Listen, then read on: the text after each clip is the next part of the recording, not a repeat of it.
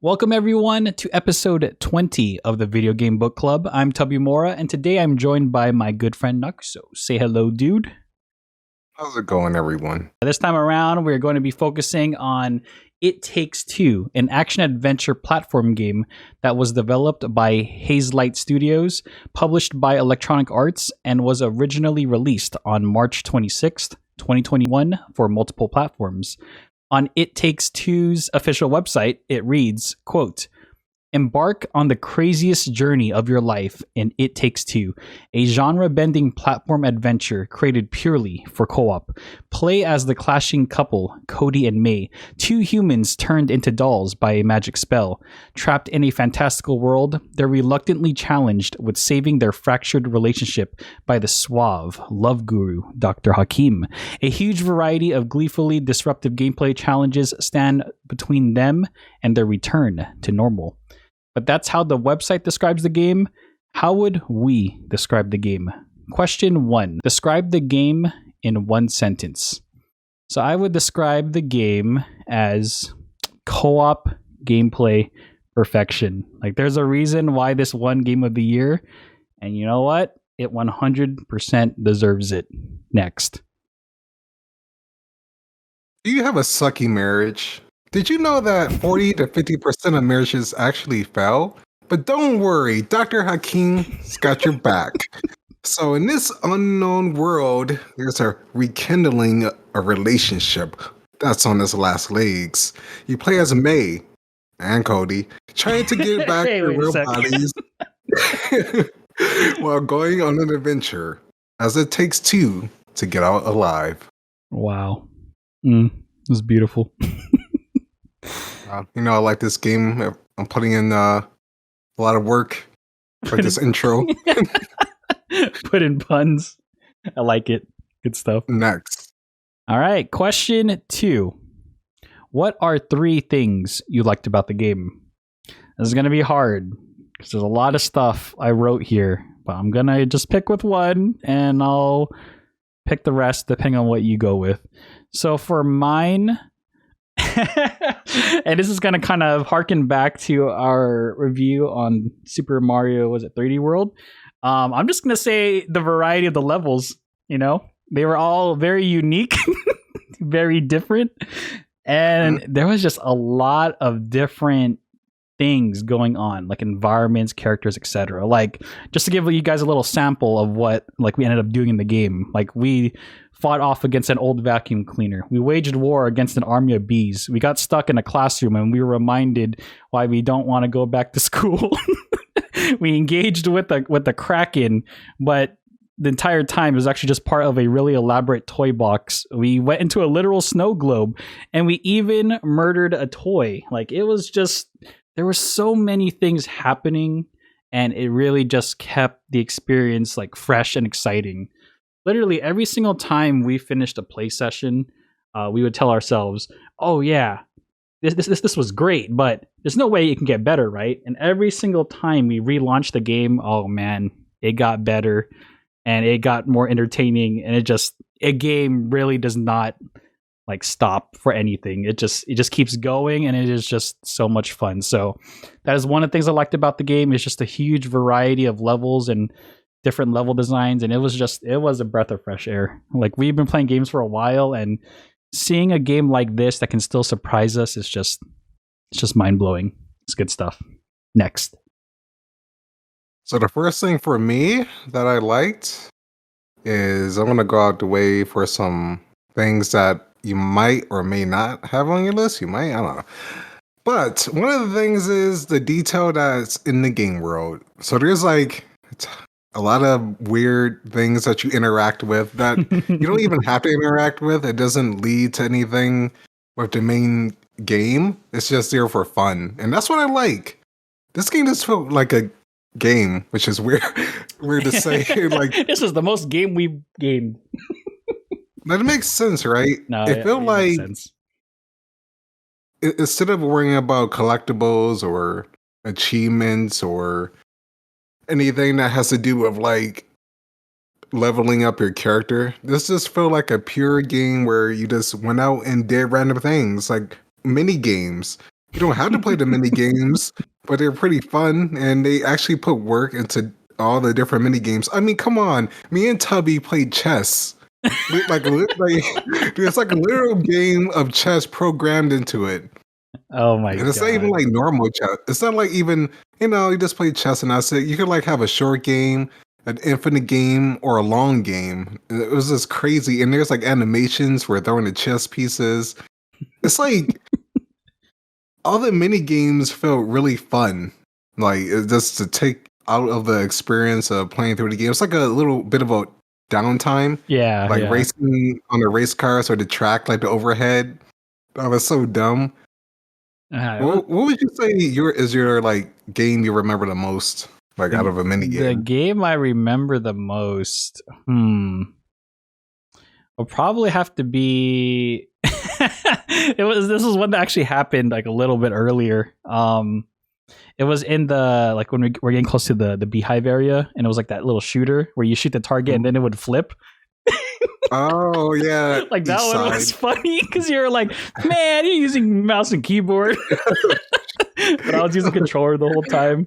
Like that one was fun. Like I would say that one because we played that like quite a bit. We actually played that a couple rounds because we just got into it for some reason. That one and the I remember we messed around a lot in the photo booth too. You remember that? photo booth. I remember you getting close to the camera, saying, "Is that actually programmed?" And yeah, Yep. that I don't know why they did that. Then there's one with what? What's the one that was really crazy? Oh, what was it? Whoa. The Which I one? mean, it's kind of part of the main, but the way you program it isn't the music area at Oh yeah, near the yeah. end. Dude, Like you that could create your own beat. That was what? Like why? You could create your own music. oh my god, I remember that. And then what's funny is like you can mix any beat you want and it'll still sound good. Yeah, that's That's pretty just a impressive. crazy Of you, thing. bud. But then Mario can mess around with the piano keys. You were trying to play the thing Freaking to trying to play Rugrats. oh yeah, Rugrats. And some Mozart didn't work out though. It's like there's like things like that, and then things like you might not think is interactable, like the soap dispenser in that one Oh area. yeah, in the spa area. Yeah, it's like I was just joking to see if you could like, was it butt pound Yeah. ground smash on it, and it actually had an animation of the soap coming out. It's like stuff like that. It's just random stuff that you'll interact with. Just like It's just the for little fun. details, right? Yeah, Man. I like that because it was a breath of fresh air, not having to worry about collecting anything. To be honest, God, I'm glad you brought that up because that was actually in one of the things I really liked were just those little details, even the Easter eggs. Like probably the highlight for me when it came to the little details, Easter egg stuff was, and I know you remember this because it was just like came out of nowhere. Was when we were in the space area, Moon Baboon, and we were just like, oh hey look, you can actually listen to different frequencies in space. And then freaking the moment Yosef's F the Oscars speech played, we were just cracking up the whole time because it's just like we weren't even looking for it. It kind of just happened, and then just the stars aligned literally, and we were just, I don't know, just had like huge grins on our face the whole time, like that, and then the Way Out toys with Leo and Vincent being hidden away. It's just like this stuff, man. And you know what's really sad too is like, and this might be a little jab at some of those mini game collections out there, but literally, if you were to take It Takes Two's like mini game collection, it would probably beat easily over half of those mini game collections that are out there. You know, like the shovelware type of mini games that you'd see on like the Wii. About. Yeah. Like these mini games are so like fine tuned and so polished. It's just that could have been a game on its own right there, just the mini games. And we didn't even discover all the mini games. We were still like I was surprised because we were like taking our time through the game. And it was so So good, and they put so much work into it. You know they're doing something right when we were actively looking for the mini games. It's just, man, can't put into words. So good. That's mine. First one, next. Okay, second thing I liked about the game. All right, this is a big one because this is technically a 3D platformer. This is the freedom of movement. I don't quite know how they did it, but every single like movement type they tackled, it just felt great. Whether it was just a standard running and jumping, the flying levels, and the thing that really pushed it over the top was when they tackled the water level area. Well, it's really weird because water levels is something that people just absolutely dread when playing games, because usually when you think of water, you think of being really slow, worrying about things like maintaining the amount of oxygen levels, and it just feels really sluggish and it's not great to play. AKA Water Temple in Legend of Zelda, that's a good example of a water level that a lot of people don't like. But man, water level in this game, they tackled it and they just completely soared with flying colors. Like, it felt so good to just swim and move around. It didn't matter if you were in the water, if you're in the air. It's just they fine-tuned it to the point where you just had such freedom of movement. Everything felt so responsive. Everything was quick. It snapped. It just felt good. The movement, the motion. It's just, it all worked like perfectly. Like it was strange. And they had the ball and the balls in the water to make you go faster in speed. You keep the momentum.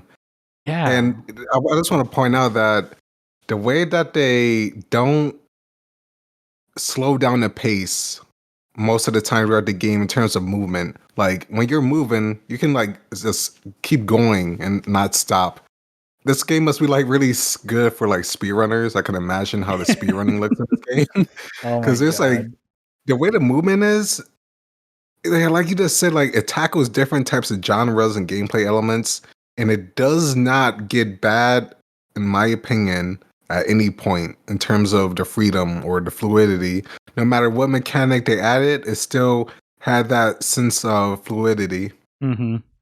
And what's crazy is, like, just like the water section, there was only one section the whole game that had that. And yet they developed a fully realized water game system. And then they only used it once. I'm like, man, holy crap. They're just, at this point, they're just showing off what their studio's capable of. And you know what? I'm all for it. I'm convinced, I'm sure Noxo's convinced, like, they tackled what many game developers fear to tackle. And again, like we were saying, it felt great. The movement, my God, it was good. Oh, okay. Before you move on, you have to, if you want to talk about movement, you have to talk about the flying one, the flying level. Because there's like two flying Near the end, sections. and There's like a couple. There's like that one near the end, and there's also the other one that was like towards the middle of the game. With like the gargoyles. yeah, the gargoyles. The movement in the air, that's also really hard to tackle in a lot of games. But no matter what, it felt great flying, going down. The speed, you kept your speed and momentum. Turning was easy. It doesn't feel bad. Mm-hmm. Exactly. It's just, it made you want to just, like, I think we spent a good amount of time in these areas just messing around and just flying or swimming everywhere just because we could. Like, even the grappling hook sections, it's just like they nailed everything down to the T. Like, every game mechanic you've come to expect from playing games like the past 10 years, it's most likely in here, and it's just so fine-tuned in how they did it. And man, it was good. I can't say it's good. It was amazing. There you go. That's a better word. Superb, spectacular. But yeah, movement, definitely one of the best things about this game. Next. The second one, I'm also going to go a little bit off the track here. I would say I love that the game doesn't hold your hand all the time throughout. Nice. Good. So this one is something we noticed since the start of the game, like the very start. At the start, this show you how to jump and stuff, but it doesn't tell you exactly how to like do a lot of the abilities.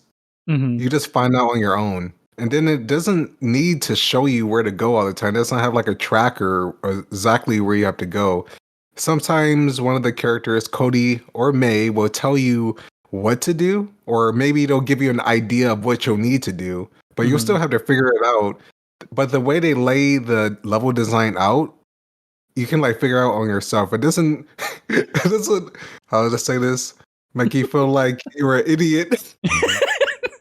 That's the nicest way. It The, doesn't make you the game feel like treats you, have to tell you. yeah, like you're intelligent. Crazy, right?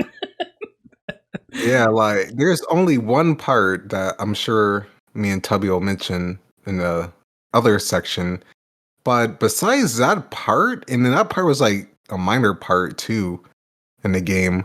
It didn't last that long. Besides that issue, I didn't have any issues like figuring out where to go, what to do. And the thing is, since this is co-op, if you do have like some kind of issue of like, where do you have to go? Maybe the other person will know, Hmm. so you can work off each other. That's what also makes this a really great experience, having this co-op game where basically you and your friend, you and your partner have to figure it out. And I just like that the game respects that and it respects your time instead of having you all the time knowing where to go, exactly what to do. I And know. the game gets challenging too, and it doesn't say how to defeat a certain boss unless like maybe if you take a long time then it will, but it doesn't repeat it like over and over every 10 seconds, which I liked. And the brilliant thing too is, with each section of the game is divided into very specific game mechanics or specific tools or equipment you might use. Even if you get stuck in a certain spot, in the back of your mind, the game has pretty much taught you everything you need to know to always proceed forward. And that was one of the great things about how each of the levels were designed. It's like, here you go. Here's a hammer. Here's a nail. Let's do some basics. You can shoot the hammer, or you can shoot the nail. You hammer it in, and then right there, the moment that concept is glued into both of your brains, it's like, oh, wait a second. Because like, remember during that section when we started applying that to every part of that game level, we were like, oh my god, that's so sick, but it makes so much sense. But I know exactly what to do. It's just like these pieces line up, and then you just continue moving forward and pushing through what the game mechanic they gave you. And that's one of the best parts about the game. It's just it gives you exactly what you need, gives you a little bit of a hint of what to do, and then from there, the game trusts that you and your partner will be able to overcome all the challenges going forward. And we did. That's why we're talking about the game, because we beat it. But Hollywood. yeah, I hope so. Dang, is that a jab? No, maybe a little, but yeah, it's good. It's good stuff. That is the second one for me. What about you, Tubby? What's your third? Ooh, third one. I mean, I think we covered almost all the major ones. I think the third one that I'll go with is I really liked. I mean, we kind of alluded to this earlier, but was the different game mechanics that they tackled. Like, I think the biggest eye opener for us when we were playing, and it was just so unexpected, was when we went to the Diablo style type of gameplay, where it was like a top down hack and slash. We were just like, what is happening? What is going on? But again, it felt good to play, which was what was surprising. We're just like, man, this game is just, it's literally every single game into one. Like, I know the foundation of the game is a 3D platformer, but man, this game is literally a love letter to all different game mechanics throughout all gaming history. Basically, when you think about it, it's literally all games in one. And it's just, yeah, the gameplay mechanics were great. Just like Diablo style gameplay was one that stuck out. The whole time control aspect, like I immediately thought of like Prince of Persia. Like, that was amazing. the whole magnets, that magnet section, where I was actually using like magnet logic, so you can actually bounce off specific magnet types. Like that was amazing. It's just there was a lot of game, like Darko said. There was so much game. This is the most gamey game like we've played. It's just so much, and I could probably gush about this stuff forever. But God, yeah, gameplay. Yeah, other games try to tackle that. You know, like other games try to be too much. Mm-hmm. This game does that, but it does it good. Because there's like so many games out there that try to cram too many mechanics into it, and its identity is it feels disjointed, right? Like it doesn't know what it wants to be. For some reason, the way they tackle this, and kind of like how it plays into the story, it's not like it just has all these mechanics just because it can, but it also plays into the story of doing different things with your partner, and as a like fixing a broken relationship, and then you just have this weird world that it makes sense. It's kind of like a Disney Pixar type of world. Yeah. Where it's like this, it's like going into different areas, different universes for each thing. This is like so cool of how they tackle just the different gameplay elements. And to be honest, there's like so many elements and genres that could still go, like horror, strategy, like survive, like a crafting. Yeah. Well, there's like so many things that could have still did, and honestly, I wouldn't have mind. But like you were saying, the way that they do tackle this is incredible. Yeah, I mean, when a game like this is one that I wrote down was the helicopter fidget spinners. I was like, I remember when we approached that part of the game, we were like, oh my god, this is a dead fad, and they somehow turned it into a game. But at the same time, it makes sense because that's what everyone like visually thought of when they thought of fidget spinners. And next thing you know, they're using fidget spinners as a helicopter, and of course, the movement with these fidget spinners is good as well. Like it feels great to just fly around with them. And of course, the section was small, but again, it just shows that they know, like Hazelight Studios and his team, Yosef and his team, they know how to make a game feel good, like movement and gameplay wise. Like they understand what needs to be done in order to achieve that. And heck, they even made it a co-op experience. So both of you guys are having a great time. So yeah, gameplay mechanics, just it was always exciting to boot up the game and see what weird challenge or gameplay mechanic they would present next, and it was fun. I get speechless. It's good stuff. Next, this last one's kind of hard to decide because these are two ones that I noticed and are both good. But I'm gonna go with readability and accessibility of knowing where to go. Mm-hmm.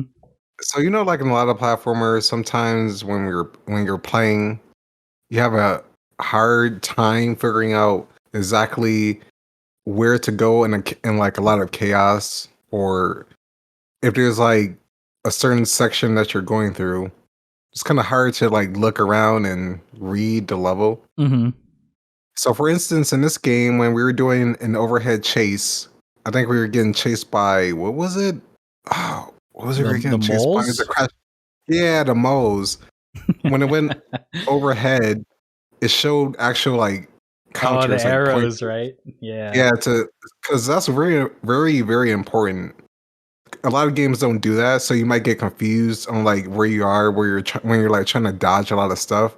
But the game does stuff like that throughout the whole game, and not to mention it has accessibility options if you're like colorblind, and also you can turn off like screen shake. And the thing is, you can like customize it for each character. So if you're playing a certain character, you can customize it. Mm-hmm. It has other options for comfort. It's just like cool to see this being in more games as we play. It's like Video Game Book Club has been opening my eyes to how important readability and accessibility is. Oh yeah, for sure. And because that for the longest time, it's like usually when it came to accessibility options, at least in the past, it usually came down to just oh, is there subtitles or is there no subtitles? But now, like you said, there's things like colorblind mode or increasing the size of the text. Like that's a big thing too. Increasing the size of the subtitle text, Yeah, that's good or even too. doing it different languages as well. It's just like things like that. It's definitely starting to become more normalized, which is great. I think a lot of games will benefit from that. But yeah, this game definitely has quite a few accessibility options as well. So good thing you point that out. Yeah, I think that's really good to start pointing out if I like notice it these days. It just makes it easier since this was a co-op game. It's good that they tackled being able to connect with your partner, showing exactly where you should be doing when something hectic is going on, making it easy to see everything around you. Your characters, we stand out. We're not like blending into the environment. Mm-hmm. That's some games I notice that happens too. So just a way that's kind of like all these things that we're talking about adds up to why it feels so fluid to play too. You want to see like where you're going and like what's ahead of you, and you want your character to stick out so when you're jumping and doing platforming and all that stuff, it's easy to see where Maneuver. you land and all of that. Yeah. Yeah, I agree.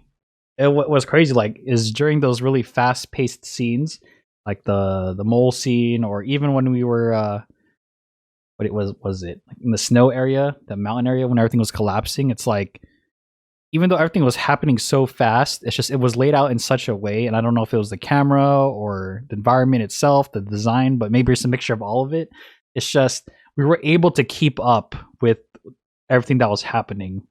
Like as no matter how chaotic it became, we were still in control of our character and what was going on. That is hard to do because usually it seems like this when it gets really crazy, especially if there's too much going on. Sometimes it starts to confuse the player, and then we die repeatedly and have to keep restarting. But no, not in this one. It's just like, yeah, you may make a mistake or two, but the checkpoints aren't they're not brutal or anything. It's like it just rewinds it a little bit, and then you keep starting again. So it's good stuff. Like they really thought a lot about the accessibility portion of this game. Yeah, definitely. That is it for me. Next. Man, did you have any more good things you want to say? Of course. All right, one more. Sound design. One more. Are you going to go sound design? Okay, I'm going with. Okay, we'll do one more round then of this. All right. Okay, so we lied. The 3 things you liked about. We're going 4 now. So, 4th thing I liked about this game is just the sheer amount of variety when it came to the voice cast and the characters. Like, it was so entertaining just seeing the weird, wacky characters that we would encounter. Like Dr. Hakim, people say he's annoying, but I mean, Naxo and I, we enjoyed having him around. He was funny. He was great to have. The Squirrel Chief, the really battle-hardened War Squirrel was great. The Bumblebee, Moon Baboon, of course, cute voice Cutie. actors too. Apparently, I looked at the list. There are some pretty well-known voice actors. Just stuff like Eternals, Game of Thrones, throwing out there. What else? Elden Ring. It's an upcoming game. Ah, we were surprised how stacked. Yeah, I was surprised. Like, how did they afford this? Probably EA. EA money for sure. But yeah, keep going. Yeah, just all the different characters, and like even the characters that were like really one-offs, like you wouldn't even see again. Just like the Jack-o'-lantern, Jack in the Box, or the King and Queen, the chess pieces that you would end up fighting. It's just like they didn't have to make all these characters, but I'm just so glad they did because it just really pulled you more into this whole world that was created. It was great. Or freaking the glow sticks, like the bouncer glow stick. Right? I was like, really? It's so dumb, but so glad that they did it. So yeah, the character range. Like, if any of one of these things was off, I feel like the whole game would have been off. Like anything we talked about. Mm-hmm. It's like if one of the things was off, if they didn't have like the voice acting, if they didn't have the fluidity, if like even one of those was off, definitely feel like it would have hurt the game a lot.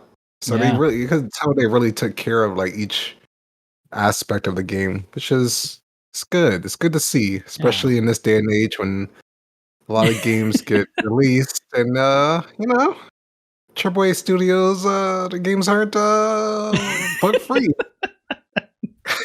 Hey, you know what? It just goes to show this much care, this much passion. It just shows that the developers, they were having so much fun, like making this stuff, and you can just tell because like they're like we said earlier, there were things in this game that they did not have to include, but they did anyway. Why? Because they thought it would just be fun to add, and it really shows, and it shows in the world, the characters, the level designs, and a lot of these things we've been talking about. So, but yeah, characters, voice cast, whole shebang. Now that's my fourth thing. Next, Sound design, easy. Me and Tubby easy. literally went to different objects, ground pounded, walked around. For instance, the gas cans, the gas canisters, or the dirt. Dirt. How good is that dirt? That's some good dirt. Like water, like it has like different sounds, and not even just the sounds for walking on stuff, which they took a lot of care into doing that. Just like the oomph behind a lot of the different attacks or some of the weapons that we get throughout the game. Just like when I had this RPG, it just felt good to shoot, The explosion was good. It had a good reverb. And it doesn't repeat itself like some anime that I won't talk about. That is a super Good RPG sounds. yes. Well, it makes you feel like a terrorist. Anyway, like I was saying, but don't you agree? The sound, No, yeah, in the game, 100%, man. Like the sound like the sound design was effects. so crisp, and just the depth of the sound design was what was interesting. Yeah, kind of like what you were saying. Like, did they have to make that specific pot or pan on the far right hand corner that no one would run to? Did they have to give that a very unique, specific sound? No, but we're glad that they did. So yeah, There's a lot of times we were like, "What the heck? Why does this have this sound? No one's who's gonna come over here?" And not to mention, dude, you pointed it out. I pointed it out. The music. 100%. There's a lot of good music. Like the snow area has that really calming and relaxing music. Then you have also the hectic music during the boss battles, and then you have music. I mean, the end of the game. It sucks because I don't want to spoil. This game is so good. I don't even want to like talk about it. But that's to say, the way that they incorporate the mixing with the sound mechanics is great. That's like I was like amazed of how many different times they change that specific sound. Mm-hmm. Like throughout that last area. It's like so good. Oh my god, I'm gonna cry. Okay, no, seriously though, fantastic. You forgot one important one. Actually, I don't think either of us mentioned it. So it's a small thing. Again, it could go with the whole details. That part with the moles and Cody and May when they're walking on those dry leaves. When yeah, I know you're talking about. Yeah, during that section. The nuts, right? Yeah. Apparently those were leaves. I thought they were nuts. But yeah, dry leaves. When you're walking in that area, it's like the stealth section of the game. Literally, Cody has a different animation when he's walking through it, just because he's not wearing any shoes. He's just like hopping up and down because his feet are writhing in pain. But it's just like small stuff like that, man. It's just I forgot that detail. Dang, now it's making me think of other detail. We're on sound design. I remember the detail of like doing different jump animations when you have certain items or like level things in your hand. It changes. Oh, there's a lot. God. There's a lot. There's so much we could talk about. Like, in order for us to cover it fully, we'd have to like talk about each area of the game. separately. Yeah, each area has it's like its own thing. It's his own video.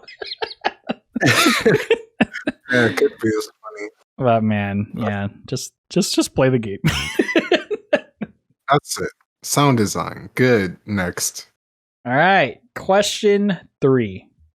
What are 3 things you did not like and why? Or how would you improve it? So, this was a hard one. In fact, after we had beaten the game, we didn't really. Things didn't really come to mind very quickly just because of how well made the game was. So, we gave like a day or two to really sit down and think about it. And at this point, I will gladly say this is just nitpicking. This isn't even a big thing. But if I had to pick one thing I did not like and how I would improve it, I'm going to go with the cutie scene, the elephant scene. So everything leading up to that sounds like sadistic. It was great. It was great. It was a very impactful moment. I would even consider this part of the game to be the climax of the game. And what's really strange is Naxo and I, we have played some pretty gruesome and gory games. Like we played through the entirety of God of War. But for whatever reason, this was probably one of the most painful acts to commit. I'm not sure about you. Would you consider this like one of your top 5 like most painful acts to commit? Like you just felt evil afterwards? Like it felt out of place. Yeah, like it just felt so uncomfortable doing it. Oh, definitely. Yeah. It's definitely in the top 10. Yeah. Okay. Top 5, top 10. It's up there. And what's weird is like there really isn't. There's not any gore or anything per se, but it's just the context of it being Rose's favorite. Okay, maybe you should put a spoiler. Hey, this is a spoiler, by the way. But just doing that act of destroying Rose, your own kid's favorite toy, the toy that she cherishes the most, and just completely destroying it, ripping its limbs off, and then pushing it off of the castle. Just that entire act felt so painful, so uncomfortable, but man, it was so good. Like I don't know what to say. Just like everything that led up to it and the storytelling, just that whole section was great. The thing I did not like was the parents' reactions to after doing it. Like they had a set goal in mind when they went to go do it. They needed Rose to cry, so their thought process was to destroy her favorite toy, Cutie. But then the moment those tears fell off Rose's eyes and then it hit Cody and May, and they were like, Sorry. it's not working. It was a funny part because I think I know why. Did it keep going? Yeah. I'll chime in a second. Like they got the tears and they were like, it didn't work. Gosh dang it. Why didn't it work? And then they just moved on, right? And then a part of that is a testament to how bad of parents they are. But they did not go back to thinking about that scene like at all. Like they weren't talking about it afterwards. Because usually, once you've attained your goal or whatever, yeah, pretty much once they've attained their goal, I thought that afterwards, once they attained it and then they realized, wait a second, what we did was effed up. That wasn't right. Like at that point, that was the point where that should have kicked off the whole rehabilitation of the marriage, which they kind of did, with Dr. Hakim sitting them down the chairs, but they never alluded back to what had happened with that elephant. It was such an impactful moment. Like if you ask anybody who played It Takes Two, that's probably one of the moments they'll talk about. But then it's just like the aftermath of it was kind of non-existent, and that was like one thing that I didn't like. But what were you gonna say? Right, Cody was like saying it was like cheering on Rose to cry. Yeah, no, that was great. I was like, yeah, maybe that's why. Maybe they didn't care at that time. They were just more focused on getting back to their bodies. And at that point still they weren't really like there was no remorse or anything. Yeah, they're like They were more focused on themselves. Yeah. And it's just It like would have been nice. Actually, can I combine this with? This is kind of yours. weird. This is the first time. This actually can be combined with your dislike, Okay. if you don't mind. Yeah, go for it. So the way that you're talking about the whole Rose thing, I wish that the ending of the game was expanded. I like how it ended, Mm. but I wish that there was more to it after. Spoilers, if anyone is still here. Uh-huh. After you turn back into your human form, you get your bodies back, and then you go, find Rose because she ran away. It would have been nice after, you talk to Rose and all that stuff, and after you get back together, after you think about your relationship more, after the ending scene. It would have been nice if they talked to Rose about like what happened and Mm-hmm.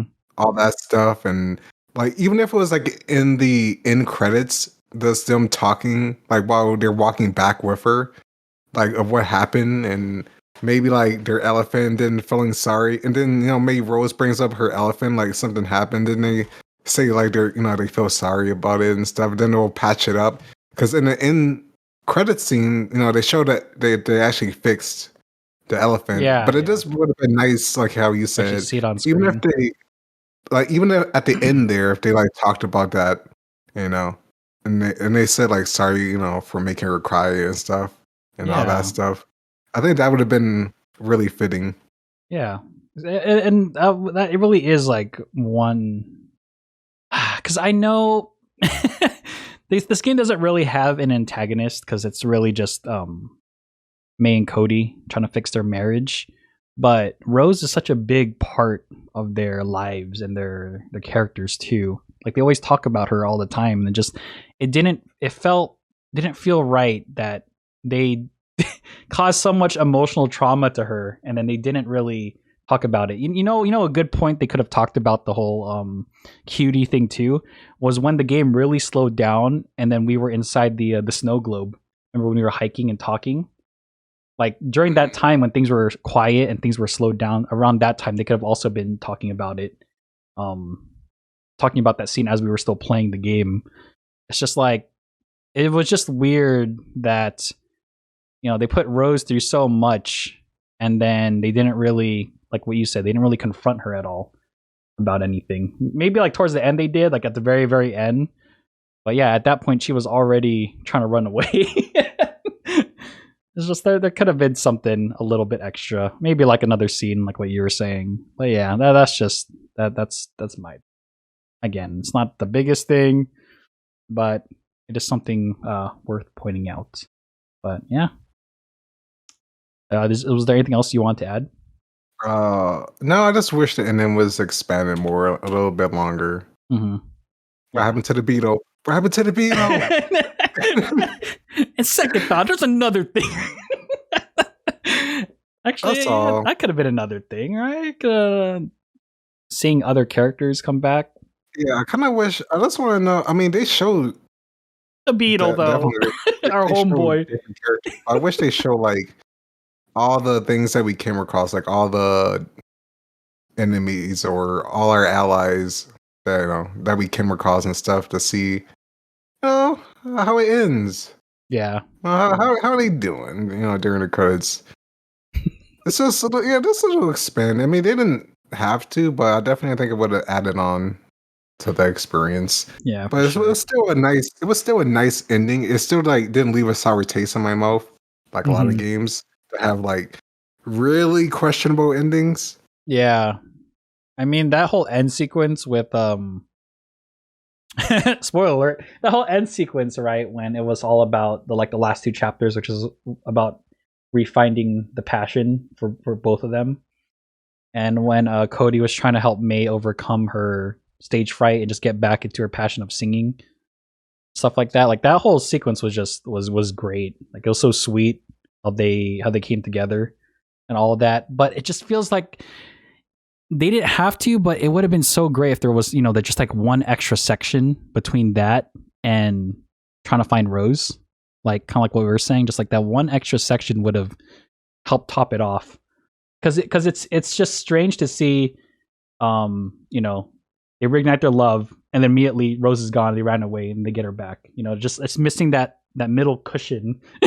I know you said that you also wish, or not wish, but it would have been nice, or it would have been crazy if they ended it when we could play in the human forms, just to change up the gameplay one last time. Yeah, nobody would have expected that for sure. Yeah, like it would have been interesting. Like It Takes Two, but in the real world. So basically, a way out. I don't know, something to lead into that. But I mean, overall though, I definitely enjoyed the ending. I know you enjoyed the ending as well. It was good. It was nice. But yeah, is there anything else you want to add? That is it. Okay. All right. Final question. Question 4. What is your final verdict and final rating from 0 to 10 using a 0.5 scale? So, It Takes Two, there's no other way to say this. It is truly a cooperative masterpiece. Hands down. I had a lot of time to think about it. It is easily like one of the best, if not the best, co-op games I have ever played. Sure, some people may disagree with us, and some may find things about the game to really nitpick about, but I tell you now, if you have anyone in your life that you care about who enjoys playing video games and they have not played It Takes Two, I highly advise like you grab that person and you just go to town on this game, because this game is definitely like one of those experiences you're never going to forget. Like I said before, there's a reason why this won Game of the Year, and it 100% deserves it. Like Yosef and his team at Hazelight, they they really poured so much heart and passion into making this game, and it really shows. Like we always joke about it. I just remember that one time Noxo and I, we first saw Yosef promoting A Way Out. We just thought he was like some crazy dude, just like many people at the Game Awards. But then it's just like the reason why he appears so crazy is because he's not really crazy. He's just really passionate about what he does. Like he really cares about the projects and the people that he's working with, and it just shows. And it seems like in a lot of games nowadays, especially games that feel they're rushed and kind of just pumped out year after year, it's just, this is such a nice return to form to really show that, when you have a really passionate team behind the project and everyone's really willing to work on it, it just creates a great final product. And yeah, It Takes Two, easily one of the best games I played in a while. So it's gonna be the first right here. I'm giving it a 10. That's it. First 10, well deserved. And the fact that the whole thing is made specifically for co-op just makes it even more deserving. So yeah, It Takes Two gets a 10 out of 10. That's for me. 10 out of 10. Next. So there are some nitpicks here and there, but despite the issues that we pointed out, I still think the game's unique and different. It has concepts that don't really feel stale, and when you get to the end, feel sad that you beat it, man. But it doesn't feel like it dragged on. Like it doesn't feel like it lasted too. Like it ended. It knew when to end. I mean, I wouldn't mind playing more. We actually wanted to keep going. Like the humor might not be for everyone, but humor is subjective, so everyone's not going to like the same thing.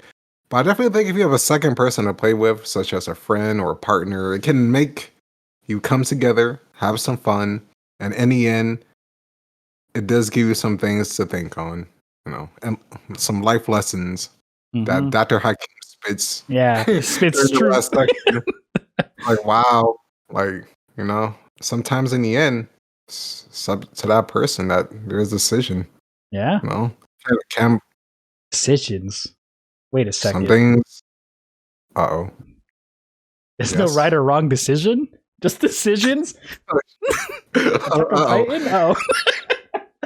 Okay. Anyway, I give this game a 10 out of 10. Well, that was easy.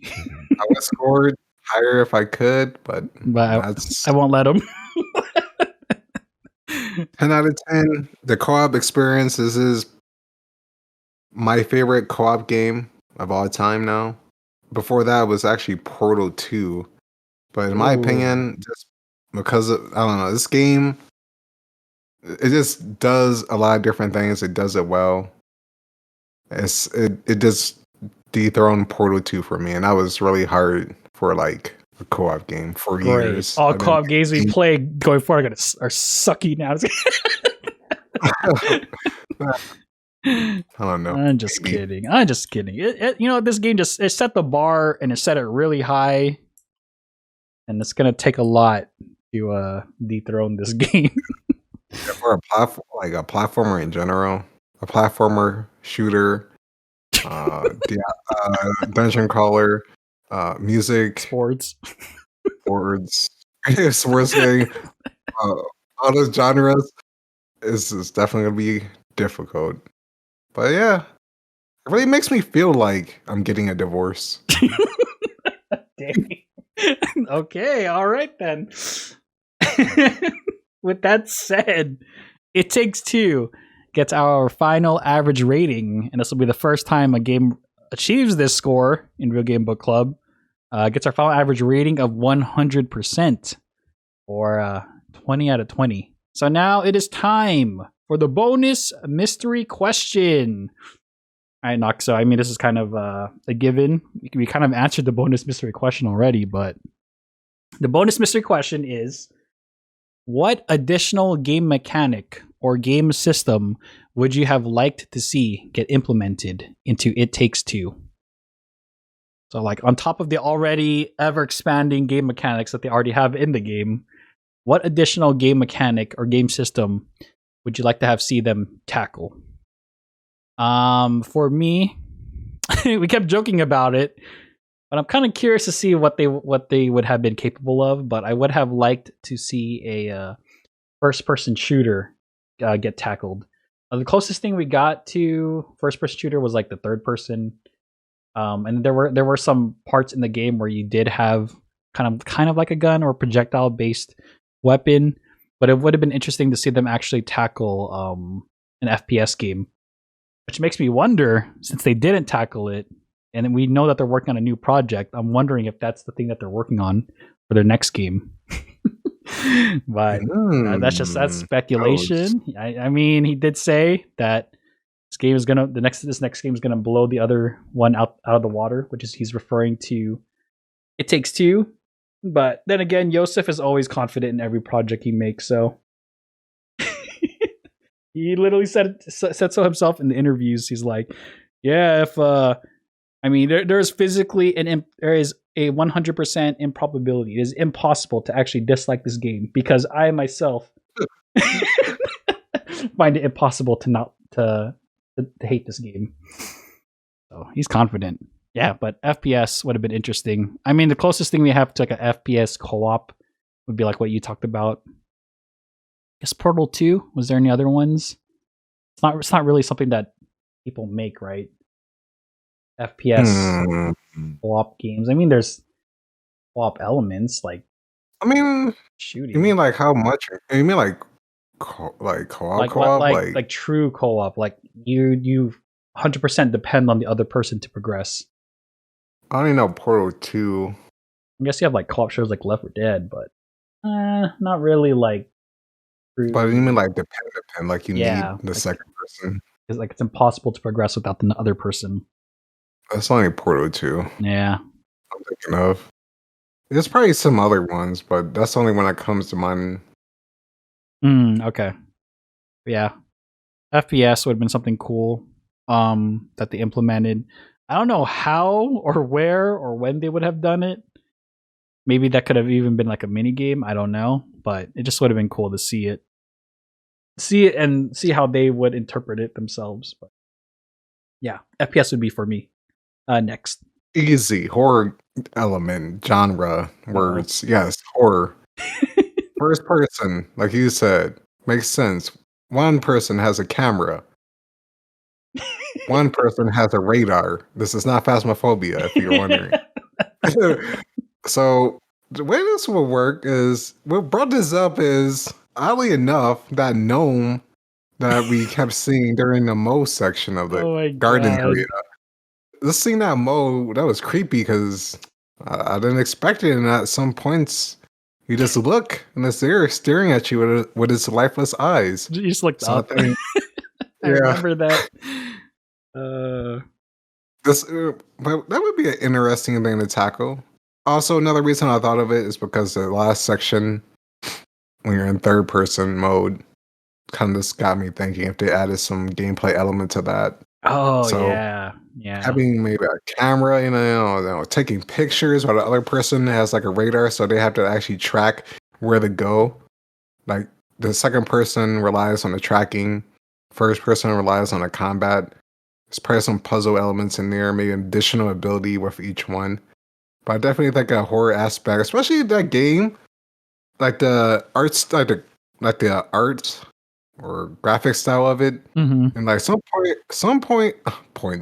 parts were kind of weird and off-putting, just I like know. the visual style of it. So I think they could definitely tackle that if they wanted to. All right. So what you're And it would've been- Yes. saying is It Takes Two, Part 2, but we go back to Rose's room when she's a teenager. Wow. She's going through a gothic phase. Dang.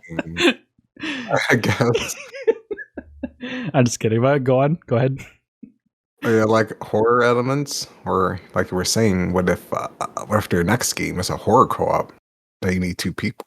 Oh, I mean, that would be different. That would be unique. That would be different. Man, I don't know, dude. Like whatever they make.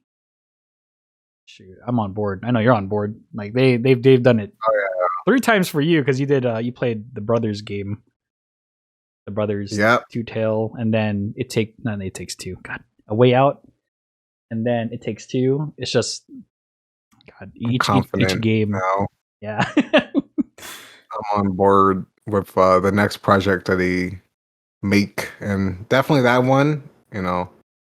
Depending on whenever it comes out, I would like to play that one too.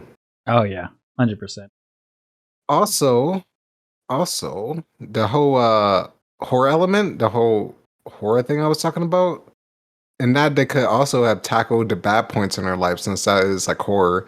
Maybe like a lot of bad parts of when they argued, like they'll show their arguments and like why they argued, and what we know what led to it, but definitely like seeing it, and I think that would be a great section to showcase different flashbacks, Psychological creepy horror flashbacks, thriller. yeah. And then they would have questioned like why they had that certain element, or one of them might feel like uneasy, and then what uneasiness they like you have a meter, and if you get too uneasy or Wait a seeing second. things. This is Eternal Darkness? Oh, I mean, I never played that Eternal game. Darkness, the sanity meter, but co-op. Oh, yeah, I never played that game. I see things but you don't. So it's basically that section from Dead Space 3. But Yeah, fully realized. yeah. So relationship wise, It'd be scary. I just thought it'd been interesting to tackle. So little quick thing they could have tackled in the game, showing some of the bad stuff that happened. Or horror. But yeah, that's it for me. That is my answer to the bonus mystery question. All right. So, with that said, that concludes this episode of Video Game Book Club. Thank you for tuning in. And as always, our links to our YouTubes, Twitches, Twitter, social media, description box below. Check it out if you want. But yeah, take care. Have a good one. And we'll catch you in the next episode of Video Game Book Club. Say goodbye, Nakuso. Catch you later, everyone. Take care. Take care. Remember, as our hero Yosef said, F the Oscars. Track you down and hear the truth coming straight from you. Never knew where you had run your only son. The child you never knew I could have been so wrong. And kid. If you did, you wouldn't try to be there.